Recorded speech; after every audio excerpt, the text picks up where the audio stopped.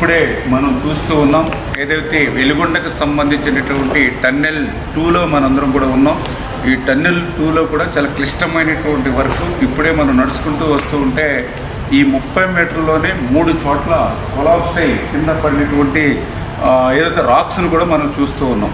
అంటే ఇటువంటి ప్రమాదకరమైనటువంటి క్లిష్టమైనటువంటి పనులు నిత్యం ఈ టన్నెల్లో ఉన్నటువంటి స్థితి. మొన్ననే మన తెలంగాణలో కూడా ఇట్లానే టన్నెల్ కొలాప్స్ అయ్యి ఏ రకంగా అయితే అక్కడ విషాదం చూసాం, మనందరం కూడా చూసాం. అటువంటి క్లిష్టమైనటువంటి పనులు కూడా జగన్మోహన్ రెడ్డి గాలి వదిలేస్తే మళ్ళీ మన కూటమి ప్రభుత్వం అధికారంలోకి వచ్చిన తర్వాత ఈ 22 నెలల్లో మరి హెడ్ వర్క్స్ కానీ టన్నెల్ 2కి లైనింగ్ అండ్ బెంచింగ్ పనులు కానీ ఫీడర్ కెనాల్ అయితే మొన్ననే 460 కోట్లు పెట్టి ఆ లైనింగ్ అండ్ సీసీ వాల్ నిర్మాణం కానీ ఇవన్నీ పనులు పూర్తి చేసుకుంటూ వస్తుంది.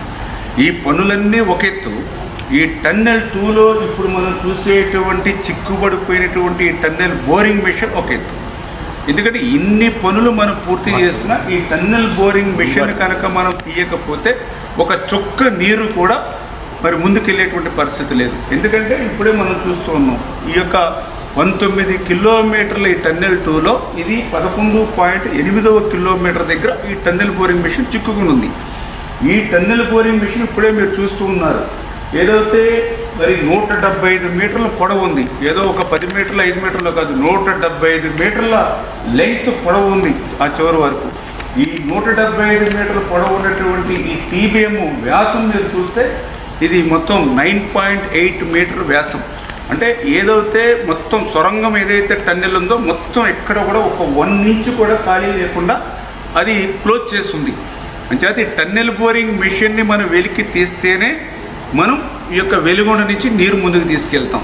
కానీ జగన్మోహన్ రెడ్డి 5 సంవత్సరాల పాలనలో ఈ టన్నెల్ బోరింగ్ మెషిన్ ఇట్లా చిక్కుబడిపోయి ఉంటే దీన్ని వెలికి తీయడానికి వీలు లేకుండా హైకోర్టు స్టే ఆర్డర్ దీని మీద ఇచ్చి ఉంటే కనీసం చిన్న ప్రయత్నం కూడా చేయకుండా మరి ఆ రోజు వెలుగొండ పూర్తయిపోయిందని ఇన్ని క్లిష్టమైనటువంటి పనుల్ని దగ్గర 3,000 కోట్ల రూపాయల విలువైన పనులు ఇంకా మిగిలి ఉండగానే ఆయన మరి జాతికి అంకితం అని చెప్పి ఈ యొక్క జిల్లాను కానీ ఇక్కడ రైతులు కానీ ఎంత మోసం ఎంత దగా చేశాడో ఇవాళ ఈ టన్నెల్ బోరింగ్ మిషన్ ఇక్కడ చిక్కుకున్నటువంటి విషయాన్ని చూస్తేనే మనందరికీ కూడా స్పష్టంగా అర్థమవుతున్నటువంటి పరిస్థితి.